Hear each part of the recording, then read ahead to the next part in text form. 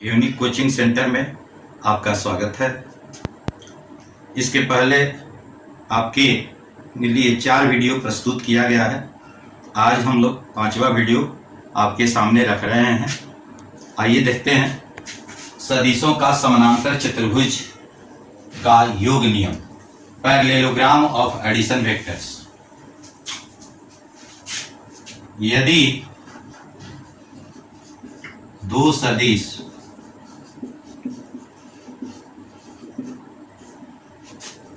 दिए गए हों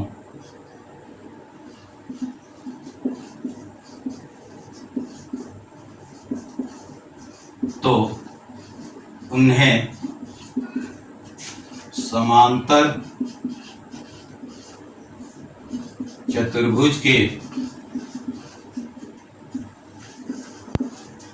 आसन्न भुजाओं द्वारा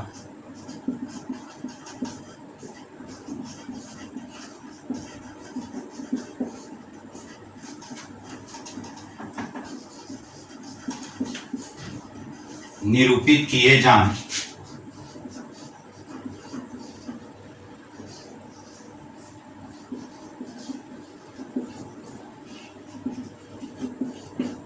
तो उनका परिणामी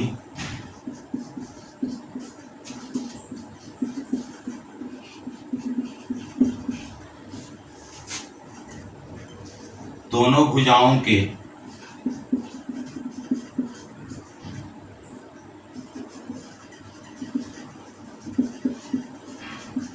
बीच के विकर्ण द्वारा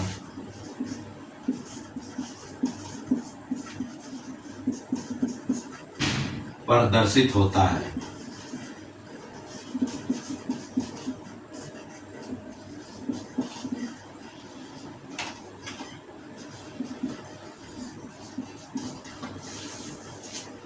देखते हैं, यदि P तथा Q, यदि वेक्टर P तथा वेक्टर Q दो सदिश दिए गए हों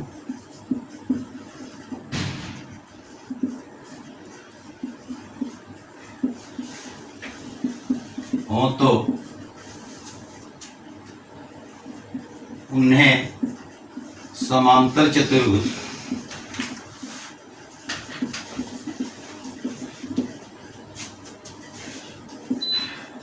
की भुजाओं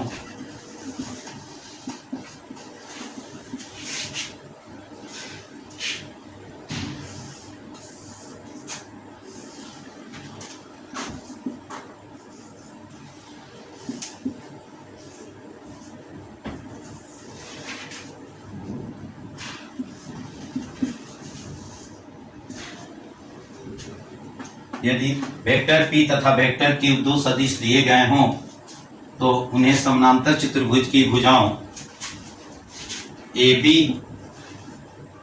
तथा AD भुजाओं द्वारा निरूपित करने पर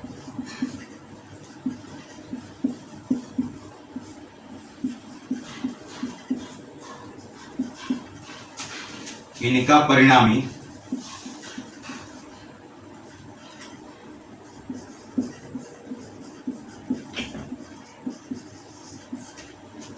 विकर्ण AC द्वारा प्रदर्शित होगा।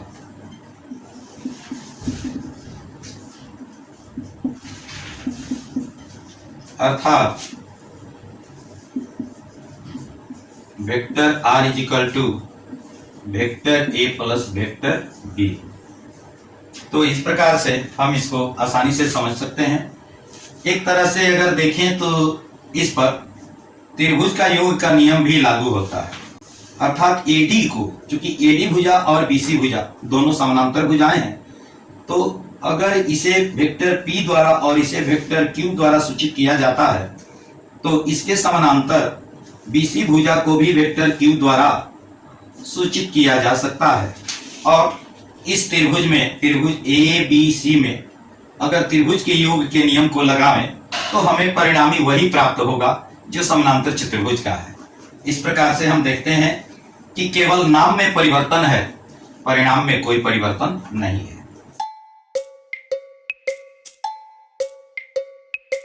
बहुभुज सदिश का योग नियम, इसके स्टेटमेंट को देख लेते हैं। यदि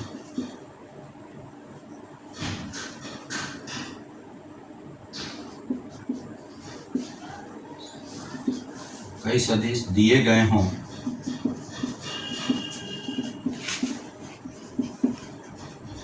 तो उनके परिणामी के लिए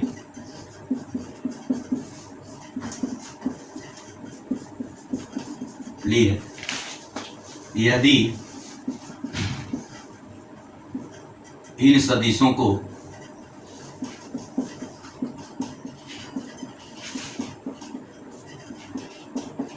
बहुभुज की भुजाओं द्वारा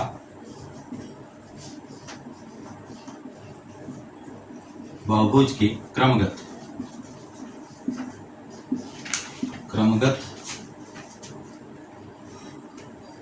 भुजाओं द्वारा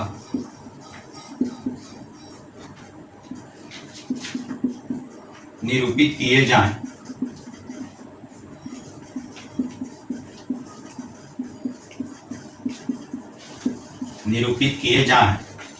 तो इनका परिणामी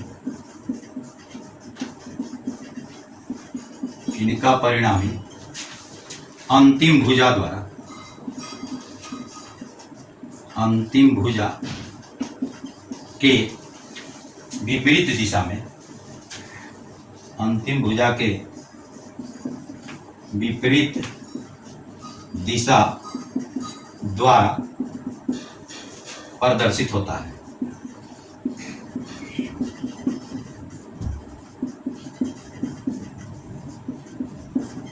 देखते हैं।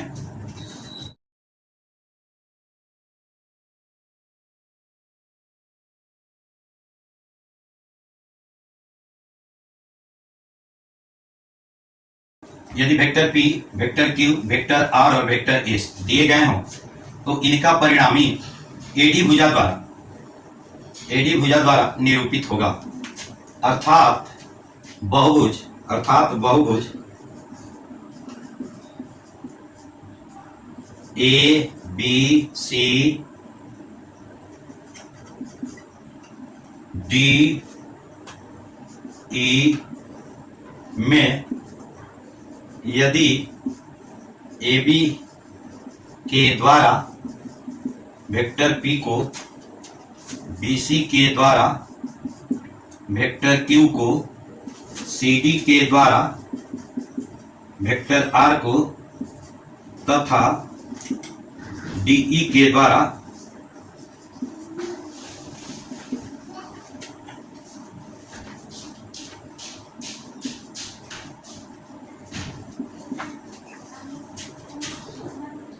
वेक्टर S को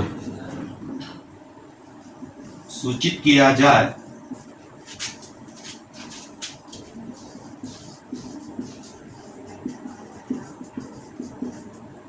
तो परिणामी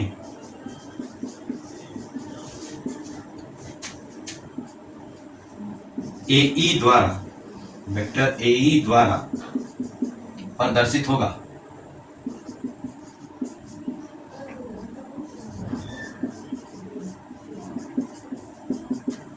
अर्थात vector P plus vector Q vector R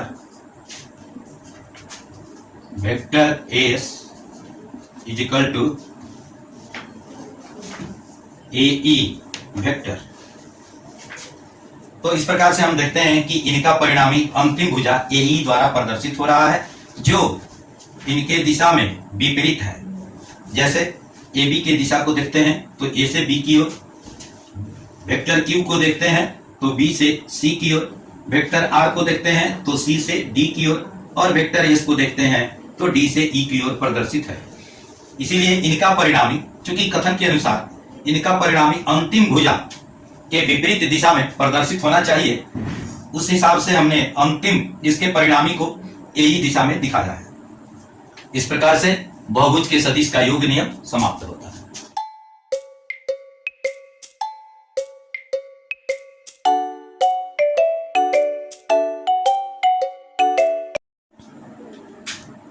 अब हम देखते हैं सदिशों के योग का गुणधर्म। इसमें सदिशों के योग का गुणधर्म, properties of addition of vectors. इसमें हम पहला देखते हैं सदिशों का क्रम विनिमय नियम, अर्थात दो सदिशों के क्रम को अगर बदल दिया जाए तो उसके परिमाण में कोई अंतर नहीं आता है। जैसे कि vector A plus vector B is equal to vector B plus vector A. तो आइए देखते हैं।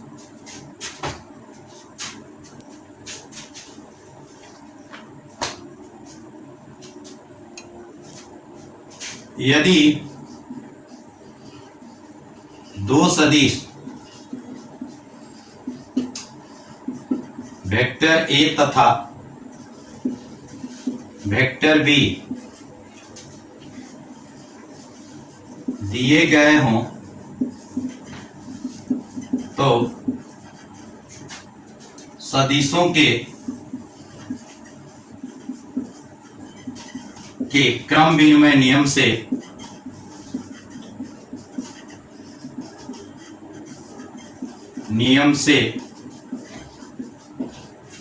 Vector A plus vector B is equal to vector B plus vector A. आइए देखते हैं।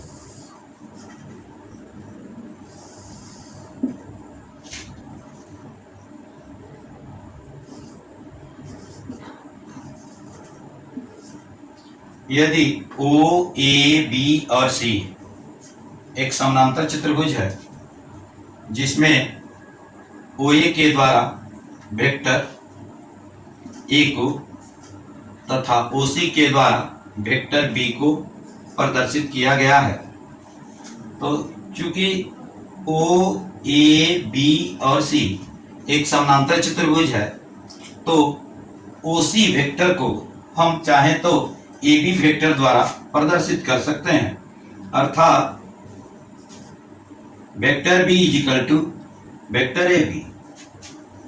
क्योंकि दो समानांतर सदिश जिनके परिमाण बराबर हों वे बराबर सदिश होते हैं।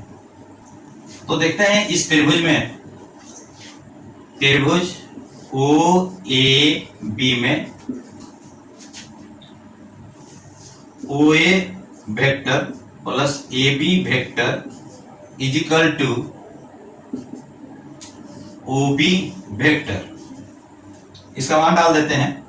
Vector A plus vector B is equal to O B vector is equal to R. It means vector R is equal to vector A plus vector B. यदि हम पहले वेक्टर बी और बाद में वेक्टर ए की कल्पना करें, अर्थात ओ ए के द्वारा अगर वेक्टर बी को प्रदर्शित कर रहे हैं तो हम सी बी के द्वारा भी वेक्टर ए को प्रदर्शित करेंगे, क्योंकि ये दोनों भुजाएं समान हैं और एक दूसरे के समानांतर हैं। तो समानांतर भुजाओं के द्वारा जो परिमाण में भी बराबर हैं उन्हें वेक्टर के सामने वाली भुजा द्वारा पुनः उसी वेक्टर को सूचित किया जा सकता है, अर्थात वेक्टर ए बराबर अगर ए बी के द्वारा दर्शा रहे हैं तो वेक्टर ए के द्वारा ही हम सी बी को भी दर्शा सकते हैं। तो चलते हैं त्रिभुज ओ सी बी में O C vector plus C B vector is equal to O B vector. इसमें त्रिभुज के नियम लगा रहे हैं। तो देखते हैं कि यदि दो सदिशों को किसी त्रिभुज के दो क्रमगत भुजाओं द्वारा निरूपित किए जाएं तो इनका परिणामी अंतिम भुजा के विपरीत दिशा द्वारा प्रदर्शित होता है। उस हिसाब से हम अगर vector OC plus vector CB लिखते हैं तो इनका परिणामी OB वेक्टर द्वारा प्रदर्शित होगा।